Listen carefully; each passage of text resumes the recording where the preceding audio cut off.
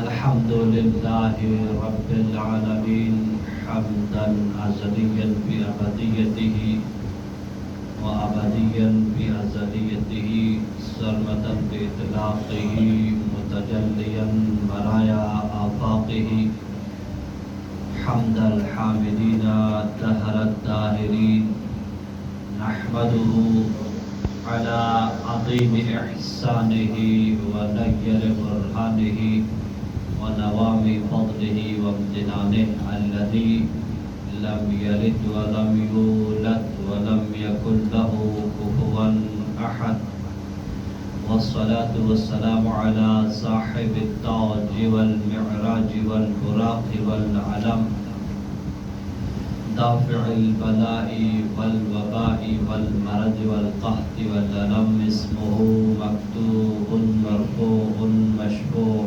منقوش في اللوح والقلم جسمه مقدس مطهر معطر منور في البيت والحرم شمس الضحى بدر الدجى صدر العلا نور الهدى كهف الورى مصباح الظلم جميع الشيم شفيع الأمم صاحب الجود والكرم الله عاصمه وجبريل خادمه والسدرة المنتهى مقامه وقاب قوسين مطلوب والمطلوب مقصود والمقصود موجود سيد الثقلين نبي الحرمين وسيلتنا في الدارين الذي شرف القوسين بالنعلين الشريفين جد الحسن والحسين بالقاسم محمد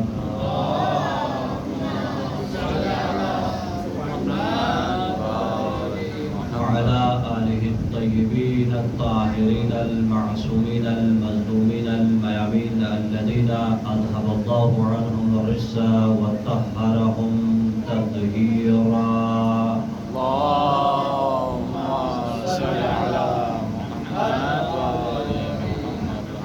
أما بعد عن جابر عن أبي جعفر قال يا جابر أيكتفي من انتحل التشيع أن يقول بحبنا أهل البيت فوالله ما شيعتنا إلا من أطاع الله صلاة بڑے محمد والا محمد پر اللهم صل على محمد وآل محمد. برادران اعزاء اور میری ماں بہنوں، آج ہماری دوسری جو ہے مجلس ہے. کل کی گفتگو میں خواتین سے ریلیٹڈ موضوع پر گفتگو کرنے کی سعادت حاصل ہوئی. آج جو ہے کیونکہ واقعی کربلا کے بعد 61 ہجری کے بعد سے دنیائے تشیع میں، یا میں یوں کہوں کہ دنیائے مسلمان میں ایک بڑا انقلاب آ گیا تھا. یعنی واقعی کربلا کے 40 سے 50 سال بعد کی بات ہے امام باقر کی زندگی کے دور میں. اس اعتبار سے اسلامی دنیا میں جو ہے ایک انقلاب آ گیا تھا. لیکن انقلاب کے ساتھ ساتھ جو ہے انسان جو ہے خرابیاں پیدا کرنے لگتا ہے. تو اس اعتبار سے جو ہے توحیدی گفتگو کر کے جو ہے اپنے مطلب کی طرف میں آنا چاہوں گا. یعنی بڑی تبدیلی آ گئی تھی، بڑا انقلاب آ گیا تھا. واقعی کربلا کا اتنا اثر ہو گیا تھا کہ ایک جہت سے تبلیغ کربلا اور قربانی مظلوم کربلا کا اتنا اثر ہو گیا تھا کہ پوری دنیا اسلام جو ہے پوری دنیا اسلام کے اندر آ گئی. بہت بڑی بات کر رہا ہوں، پوری دنیا اسلام کے اندر آ گئی. اس وقت جو ہے یعنی 3 بڑے بر اعظم یورپ، ایشیا اور افریقہ، یعنی وہاں تک اسلام پہنچ گیا تھا. اور پھر جو ہے ایک مومن کے ذریعے، مومن موسی بن نصیر کے ذریعے اٹیلی تک اسلام پہنچ گیا تھا. یا بلکہ دوسری روایت کے مطابق اور تاریخی اور ہسٹری کے مطابق جو ہے محمد بن نصیر کے ذریعے ہند سے سندھ تک، سندھ سے ہند تک یعنی اسلامی سرحد پہنچ گئی تھی. یعنی اس حد تک جو ہے بڑا انقلاب آ گیا تھا. اور تبلیغ اسلام جو ہے بڑے تیزی سے جو ہے آگے چل رہی تھی. بہت ہی زیادہ جو ہے مبلغین اسلام جو ہے پوری دنیا میں پھیل چکے تھے. واقعہ کربلا کا اتنا اثر ہو گیا تھا اور اسلام اٹیلی تک روم تک اسلام پہنچ گیا. لیکن وہاں کیا کہ اسلام کے اوپر یعنی جو اسلام پہنچا رہے تھے مبلغین اسلام اس پر 3 تہذیبی حملے ہو گئے. یہاں سے میں اپنی بات کا آغاز کر رہا ہوں کہ 3 تہذیبی حملے ہو گئے اسلام کے اوپر. اور اسلام کے اوپر ان تہذیبی حملوں کی وجہ سے اسلام کو پھر سے خطرہ لاحق ہو گیا تھا. اور ان میں سے تیسرا جو تہذیبی حملہ تھا بہت ہی خطرناک اور مہلک حملہ تھا. لہٰذا یہاں جو آج میں گفتگو کر رہا ہوں وہ مکس ہے، خواتین کے لیے بھی ہے اور جنرل کیا ہے برادران کے لیے بھی ہے. لہٰذا توجہ کیجیے گا کہ 3 تہذیبی پہلا تہذیبی حملہ کیا ہو گیا تھا کہ بھائی مبلغین اسلام جو تبلیغ کر رہے تھے کیونکہ وہاں سب سے زیادہ رومن لا بہت ہی زیادہ کیونکہ وہاں قانون پڑے ہوئے تھے اور رومن لا بہت ہی فیمس تھا. روم میں جب مبلغین پہنچے تو روم والوں نے کہا بھائی کہ تمہارے اسلام کا لا کیا ہے، تمہارا اسلام کا قانون کیا ہے. چونکہ ہمارے مبلغین کے پاس اور ساتھ ہند کے اندر انڈیا کے اندر اگر ہم آج کی اصطلاح میں کہیں تو وہاں بھی میڈیکل طب جڑی بوٹیوں کی دنیا میں وہ ٹاپ منزل پر وہ لوگ تھے اور وہاں کے لوگ تھے. لیکن وہاں پر جب اسلام کی تبلیغ شروع ہو گئی مبلغین کی جانب سے واقعہ کربلا کے بعد تو وہاں سب سے پہلا روم والوں کی طرف سے یہ سوال ہوتا ہے کہ بھئی ہمارا اسلام یہ ہمارا قانون یہ ہے، رومن قانون یہ ہے. کیونکہ وہاں کیا ہے افلاطون ارسطو کا فلسفہ پڑھا ہوا انسان ہوتا تھا، پڑھا لکھا معاشرہ تھا. لہٰذا اس اعتبار سے لوگ سوال کرتے تھے کہ تمہارے اسلام کا قانون کیا ہے، یہ ہمارا قانون ہے. رومن لا ابھی بھی آپ پڑھتے ہیں، رومن لا بہت مشہور ہے، لیکن ان کے پاس جواب دینے کے لیے کچھ بھی نہیں تھا.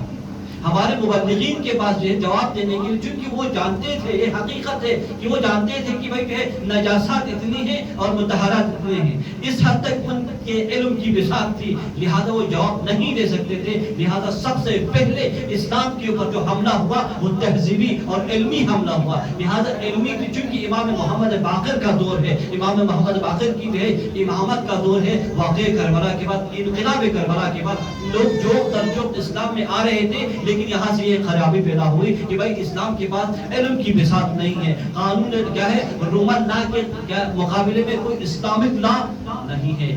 کیونکہ یہ بہت لمبی گفتگو ہے، تمہیدی ہے. لہٰذا امام محمد باقر نے کہا کہ ابھی میں مسند امامت پر بیٹھا ہوں، ابھی میں علی کا وارث ہوں، آؤ میں جواب دیتا ہوں کہ اسلامک لا کیا ہے اور رومن لا کیا ہے. لہٰذا امام محمد باقر علیہ السلام نے مسند خلافت پر بیٹھ کر، مسند امامت پر بیٹھ کر جو ان کا حق ہے ان بیٹھ کر تہذیبی علمی حملے کا تن شکن جواب دیا. اور اس وقت جو دعویٰ کرنے والے لوگ تھے ان کو زیر پا کر دیا امام محمد باقر. تہذیبی حملہ جو علمی حملہ تھا، کیونکہ باقر العلوم ہے، آپ جانتے ہیں علوم کو شک کرنے والی ہستی اس نے اس حد تک لوگوں کے سامنے کیا ہے اسلام کے علوم کو اور اسلام کے قوانین کو، اسلامک لا کو پیش کر دیا کہ رومن لا والے دم رہ گئے. اور وہ لوگ کہنے لگے کہ واقعاً اسلام کے بعد جو لا ہوتا ہے، اسلام کا جو قانون ہوتا ہے، پوری دنیا میں اب تک ہم نے کہیں ایسا قانون نہیں پڑھا ہے. قرآنی قانون تھا، اسلامی قانون تھا، نبوی قانون تھا، علوی قانون امام محمد باقر نے پیش کیا. لہذا چونکہ وہ لوگ ارسطو کا فلسفہ پیش کر رہے تھے، اسلامک فلسفہ کیا ہے، اسلامک فلسفی کیا ہے، اس طرح سے وہ لوگ اشکال کر رہے تھے، اعتراض کر رہے تھے. مبلغین جواب نہیں دے سکتے تھے. یہ حقیقت ہے، یہ ریالٹی ہے، یہ ہمارے لیے بھی درس ہے. اگر ہم تبلیغ کے لیے جائیں پوری دنیا کے گوشے کنار میں، ہمارے پاس بھی علمی بساط ہونی چاہیے. علمی بساط کے بغیر ہم کچھ بھی نہیں کہہ سکتے. صرف جو روایتی مجالس میں ہم تقریر کر سکتے ہیں، لیکن اسلام کو صحیح معنوں میں روح اور کن ہے معرفت کے ساتھ ہم اسلام کو نہیں پہنچا سکتے ہیں. ادروائز ہماری یہ ذمہ داری ہے کہ ہم حوزہ علمیہ میں جہاں بھی ہو ہم بیٹھ کر صحیح معنوں میں سب سے پہلے اسلامک لا کو سمجھیں، قرآن کو سمجھیں اور اتھینٹک احادیث کو سمجھیں اور اسلام کو سمجھیں، کربلا کو سمجھیں. پھر جا کے کیا ہے ہم مبلغین بن کر نکلے. بہت بڑی صفات ہے مبلغین کے لیے.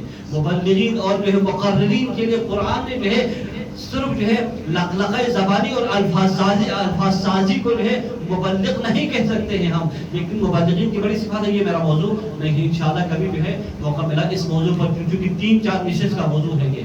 لہذا مبلغین کی پہلی شرط یہ ہے کہ وہ کہ لابد ان یکون المبلغ عالما، مبلغ کو عالم ہونا چاہیے، تفقہ فی الدین میں جو ہے مہارت اس کے پاس ہونا چاہیے. صلی اللہ علیہ محمد علی محمد صلی اللہ علیہ وسلم. لیکن پھر بھی اس وقت سادے مسلمان تھے، سادے لوگ تھے، لہذا تبلیغ کے لیے پوری دنیا کے گوشے کنار میں جاتے تھے. لیکن اس تہذیبی حملے کا امام محمد باقر علیہ السلام نے دندان شکن اور بہترین جواب دے دیا. اور اس کے بعد جو تہذیبی حملہ ہوا، بہت تیزی سے میں گزر رہا ہوں، وہ جو ہے اکنامک حملہ تھا، معاشی حملہ تھا. اس حد تک چونکہ اس وقت جو ہے بادشاہ روم کے ہاتھ میں اس وقت اسلامک ممالک کی کرنسی تھی، لہذا اس طرح جو آج کے دور میں جو ہم IMF کہتے ہیں یا ورلڈ بینک کہتے ہیں، پوری دنیا کی کرنسی جو ہے ان کے ہاتھ میں، وہ جس طرح جب چاہے پوری دنیا کی کرنسی کو ویریوبل کر سکتے ہیں، ان کے ہاتھ میں. اس وقت آپ دیکھیں ڈالر کتنا اوپر ہے اور باقی ممالک کی جو ہے کرنسی جو ہے بہت ہی نیچے ہے. اس وقت چونکہ تقریباً اس وقت کی بات 195 ممالک اسلامی ممالک آزاد ہیں، لیکن کرنسی جو ہے بہت ڈاؤن ہے. کیوں ہے؟ کیونکہ کرنسی اس وقت بھی جو ہے IMF کے ہاتھ میں ہے اور ورلڈ بینک کے ہاتھ میں ہے. ان کی مرضی ہے، جس طرح جو ہے کسی بھی ملک کی کرنسی کو ستیہ کرنا چاہے وہ کر سکتے ہیں. اس وقت اس زمانے میں بھی سلطنت روم کے ہاتھ میں اسلامک جو ہے کرنسی تھی، لہٰذا پوری اسلامی کرنسی کی اس وقت جو اسلامک اسٹیٹ جو ہے اسلامک ممالک تھے، بہت بڑی جو ہے آبادی پر مشتمل جو ہے ممالک تھے، 50-55 جو ہے، یعنی ایک اسٹیٹ جو ہے 50-55 ممالک پر مشتمل ہوتا تھا. لہٰذا اس وقت سلطنت روم اور بادشاہ روم کے پاس کرنسی تھی، لہٰذا اسلامک کیا ہے اسلامی جو مبلغین کے لیے اور اسلامی لا پیش کرنے والوں کے لیے جو ہے یہ تہذیبی حملہ ہوا کہ بھائی جو ہے ہمارا جو اکنامک سسٹم یہ ہے، تمہارے اسلام جو تم اسلام پہنچا رہے ہو اس کا اکنامک سسٹم کیا ہے، تمہارے پاس کرنسی کی کیا ویلیو ہے، تمہارے پاس اقتصادیات کی کیا حیثیت ہے، تمہارے پاس اقتصادیات کی کیا ویلیو ہے. اس حد تک جو ہے کیا ہے زیر پا لانے کی کوشش کی اور جو ہے دمکانے کی کوشش کی اور اسلام کو دبانے کی کوشش کی. اس کا جو ہے جواب بھی بنفس نفیس، چونکہ اس وقت کا جو خلیفہ تھا، میں نام نہیں لوں، اس وقت کا جو خلیفہ تھا وہ کچھ بھی نہیں کر سکتا تھا، اس کے بس کی بات نہیں تھی. اس وقت چونکہ مسند امامت پر امام محمد باقر علیہ السلام بیٹھے ہوئے تھے، لہذا امام کو جلال آ گیا اور امام نے بنفس نفیس جو ہے دمشق تشریف لے گئے. امام محمد باقر اتھینٹک روایت کی جو ہے روشنی میں پیش کر رہا ہوں. امام محمد باقر بنفس نفیس دمشق تشریف لے گئے، لہذا بادشاہ روم کے سامنے، اور امام خود اپنی زندگی میں پہلا اسلامک ٹیکسٹائل کا آغاز کر دیا، وہ بھی جو ہے ویلیویبل بہترین جو ہے قیمتی ترین جو ہے کرنسی کا آغاز اسلامک جو ہے امام محمد باقر کی جو ہے خلافت میں اور امامت میں امام نے خود بنفس نفیس دمشق چل کر جو ہے امام نے آغاز کر دیا.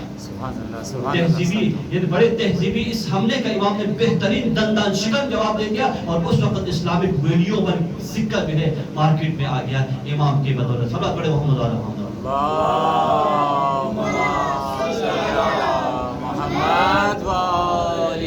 بس اس تیسری تہذیبی حملے کے لیے میں نے تمہید باندھی تھی اور آپ لوگوں کو زحمت دی تھی. یہاں سے میں مختصر گفتگو کریں، آپ کی زحمت سماپت ہوں. تیسرا جو تہذیبی حملہ تھا وہ کردار کا حملہ تھا، بڑا خطرناک حملہ تھا.